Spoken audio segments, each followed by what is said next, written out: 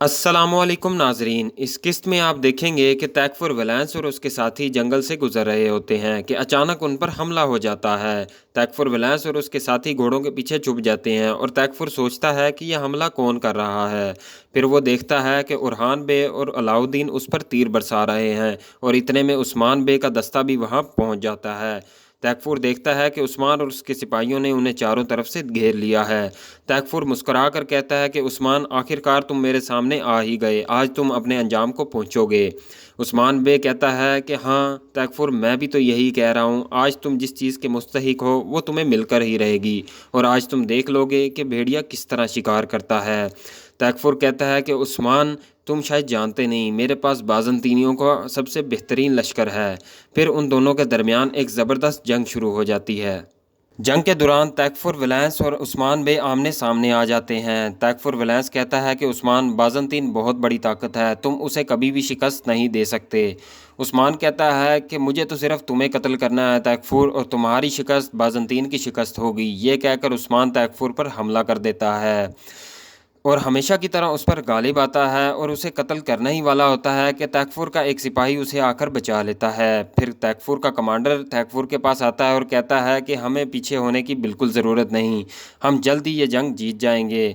तैकफुर कहता है कि मैंने बहुत सी जंगें लड़ी हैं और मुझे पता है कि कब पीछे हटना है, अभी हमें यहाँ से जाना होगा, मुझे बुरसा जाना है। वो ये कहकर अपने घोड़े पर सवार हो जाता है। तैकफुर को भागता देख उस्मान कहता है कि तैकफुर, तुम दुनिया के जिस मर्जी कोने में चले जाओ, मैं एक ना एक दिन तुम्हें कत्ल कर ही दूंगा। तैकफुर वेलास को भागता देख उरहान बे गुस्से में आ जाता है और उसका पीछा शुरू कर देता है। जब उस्मान देखता है कि उरहान तैकफुर के पीछे जा रहा है, वो खासा परेशान होता है और कहता है कि लोगों, जाओ उरहान की मदद करो।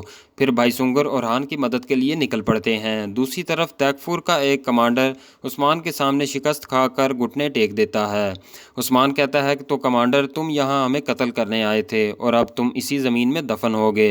कमांडर कहता है कि उस्मान, तुम भी एक ना एक दिन इसी ज़मीन में ही दफन होगे। उस्मान कहता है कि हाँ, लेकिन तुम दफन होकर मुर्दा कहलाओगे और जब मैं दफन होऊंगा तो शहीद होऊंगा। और वो ये कहकर उस कमांडर को कत्ल कर देता है। फिर उस्मान अपने लोगों को हुक्म देता है कि जाओ, ये जो कश्तियों में अब सोना लेकर आए थे उसे अपनी तहवील में ले लो।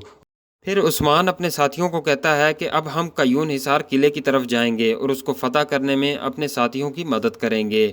दूसरी तरफ कयून हिसार किले का मंजर दिखाया जाता है, जहां बुराज और उसके सिपाही किले का दरवाज़ा तोड़ने की कोशिश कर रहे होते हैं और अल्लाह अकबर के नारे लगा रहे होते हैं, लेकिन उनके लिए ये काम खासा मुश्किल होता है। दूसरी तरफ उरहान बे का मंजर दिखाया जाता है, जहां वो तैकफुर के पीछे जा रहा होता है। तैकफुर उरहान बे को अकेला आते देख अपने सिपाहियों को हुक्म देता है कि उरहान बे पे हमला कर दो।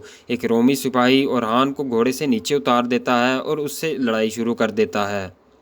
इस एपिसोड का इख्तिताम यहीं पर होता है। अगर आपको हमारी एपिसोड पसंद आई हो तो इसे लाइक लाजमी कीजिए और चैनल को सब्सक्राइब भी कीजिए। शुक्रिया।